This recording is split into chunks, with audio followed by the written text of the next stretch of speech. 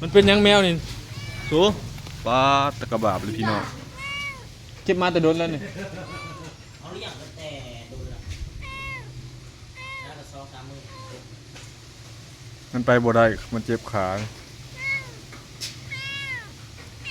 ตะกะบาบเนาะกระดูกจนโผล่ออกมาพี่น้องนะ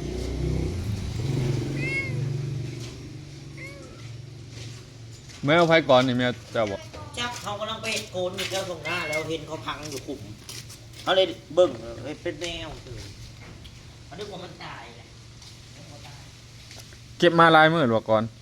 ซ้อนจริงมั้ย โอ้ตะกะบาบมันพี่น้องเทือเข่าอยู่บ่กระดูกมันโผล่ออกมาพี่น้องตะกะบาบเนาะ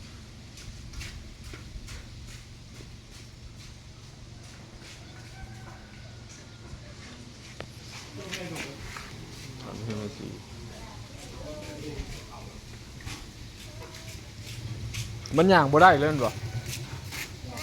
มันย่างได้อยู่บ่มันหักคานไป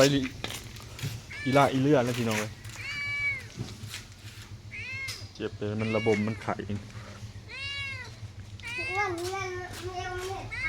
ซีเมนต์มันไปขโมยของเขาแล้วเขาตีบ่รถเหยียบกับบ่ฮู้เนาะ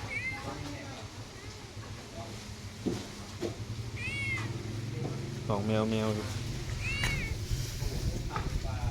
ฮู้อยู่พี่น้องเลย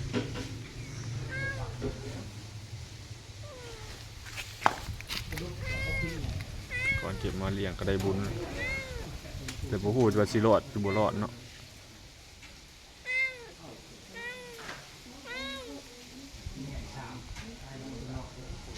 มันไข่ด้วยมันห่ม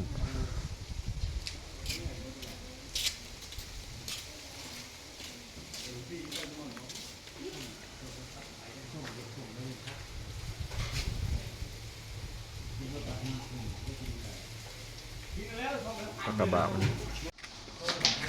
อุ้มมันดูก่อนได้ปะตะกะบามาขามันไข่บักใหญ่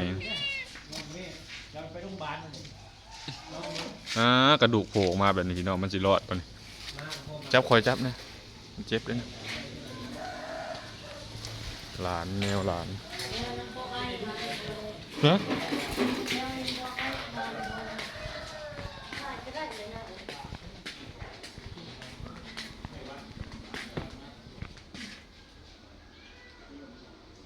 มากระโซอยู่กันต้นกระโซแห้งเลยมา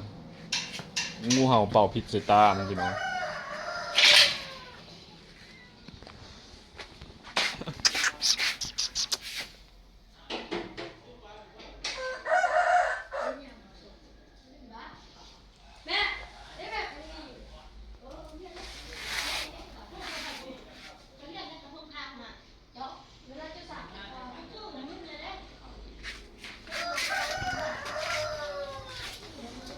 มาเพื่อนเมซี่อุ้มเด้อแมวหลานพี่น้องจักเสร็จเลยเนาะอีต้นมันละบูดที่รอดบ่รอด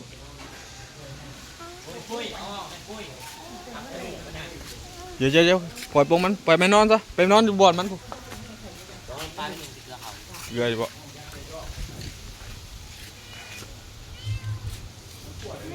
ปุ้ยไปหาขนาดป่วยนะฮะ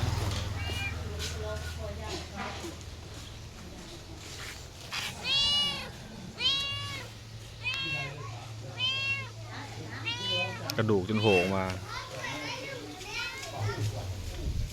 เชื่อถ้วยใหม่อย่างอยู่ก็อย่างนี้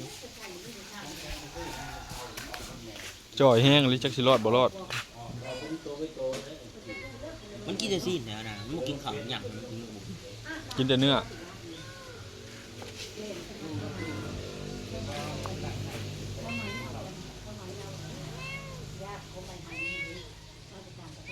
10 นาทีไว้ใจสิปิด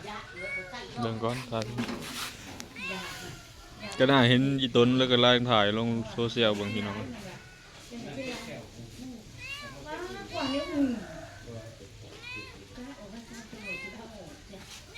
เก็บมาลายมือก่อนจักมือ ตั้งแต่มื้อวันพุธมื้อวันพฤหัส ไปเห็นอยู่ไสน่ะ เขาเห็นนะเขาเลี้ยงประมาณ8 มื้อจังเอามา จะตัวเลี้ยงอยู่ไส เลี้ยงอยู่บนแถวอันนั้นเด้เฮือนแม่เขาสิงเฮือนมันตูบแล้วเด้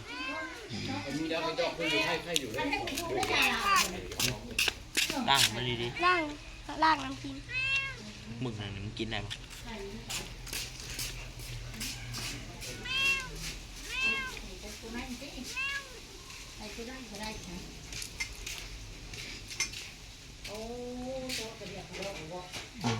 กินไข่กินอยู่ได้พี่น้องเอ้ยไข่ระบมอะไรนี่ มันถูนะแล้วมันยังนะ กระดูกมันเสีย ปู่แล้วว่าเราใช้ลูกหมูตัดกระดูกมันเอาตัดแล้วก็เน็บใส่แล้วก็เราใช้เสือกมัดลูกหมูของเราหมูลูกหมูเรา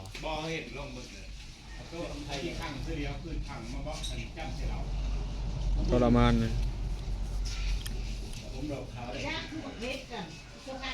จิตนี่จิตสักจิตจิตเหลืองบ่ฮู้เด้อพี่น้องเด้อแต่จะฮู้จะขายเบิ่ง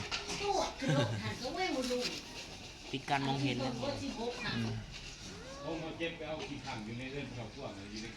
อยู่ในเฮือนก็เลี้ยง3ตัวกันแหม เราเลี้ยงแมวเลยเงินเจ้า เดี๋ยวจะไปถ่ายให้ FC เบิ่ง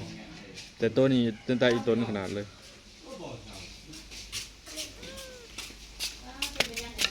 มึงอยากมึงก็มากิน ฮะ มึงอยากมึงก็มากิน ฮะ มึงอยากบ่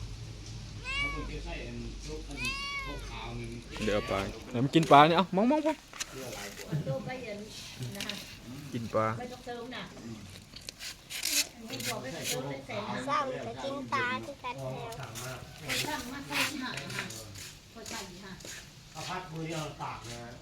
เขาปล่อยใส่ลายใส่ลายมันโยก เป็นหนองนะ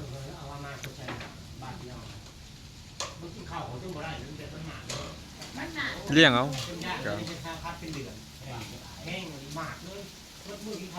อืมตัวผู้หรือตัวแม่ก่อน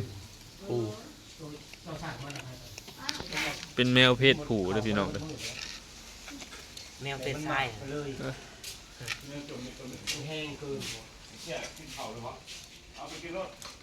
อืมเกลือมันได้บุญละเลี้ยงเอาก็ ตอนแรกๆนะไปถามคนไปเห็นลักโกนสิเตะบาทไปแล้วก็ได้ยินเสียงบ่ได้ยินนะเสียงนะไปเบิ่งก็เห็นแมวนอน แต่ก็กระดูกมันโผล่แล้ว โอ้แล้วเห็นตอนแรกๆนะดินนาพังมันครึ่งหนึง กระดูกเสียแล้ว จักไฟเห็นมีคนแล้วเห็นนะ แล้วนี่ครับเด็ก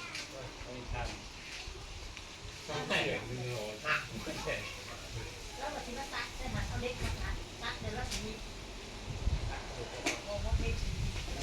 นี่อยู่ของหมอสำหรับสัตว์ก็จะเขาเฮ็ดได้หรือบ่นี่สโนน ได้ ทาน แต่ ขาย กระดู ยาก มัน สัต เน่า ว์ แล้วนะไม่ได้หรอกวันนี้กระดูกเน่าแล้วนะ มันแทงเนาะมันแบบมันหักแล้วมันแทงทะลุเนื้อขึ้นมาเนาะ แล้วกระดูกเขาเสียแล้ว อืม เห็นบ่เนาะไอ้ใหญ่เนาะกระดูกโลโก้ทุกคนน่ะเสีย ซีเมนต์เป็นมันขโมยของเขาแล้วเขาอันนี้บ่ ไอ้ FC ดูเพลงสงสารนะ เพราะแบบมันไปหลักกินของเขาแล้วเขาตีมันดูหักเลยเสียบเลย เสียขึ้นมาเลย โบแมวรันถดแล้วมาให้กระติก อย่ามองมาทามันเด่นอย่ามองเลย จับไปนะก๊อตกินลงเขาเอามาถ้าค่อยน้องเขาสิจะหา พาแมวเดี๋ยวต้องกินข้าวเลย ถ้ากับบดีแล้วมันอันนั้นแหละ นี่แต่ มันยังกัน กระดูกก็ กันไม่หมด มันเน่านี่จะตัดขาแล้วตัดกระดูกออกเนาะ ครับ ถ้าเขาก็เป็นหนักเสียวซานด้านนี้นะ งอสำหรับชัดแถวไทย ที่เบอร์ตัดจัด แถวลาวเขาก็มีแถวสวรรค์แล้ว จับมันเจ็บแล้วทันโมว่าแต่โมตักก็นี่โบราณเขาก็คือโบโดนไม่เหยียบมาครบมันก็คือไม่มาครบมันรถเหยียบตายเลยโอ้ย มันบ่ตายง่ายเลย มาครบเป็นนี่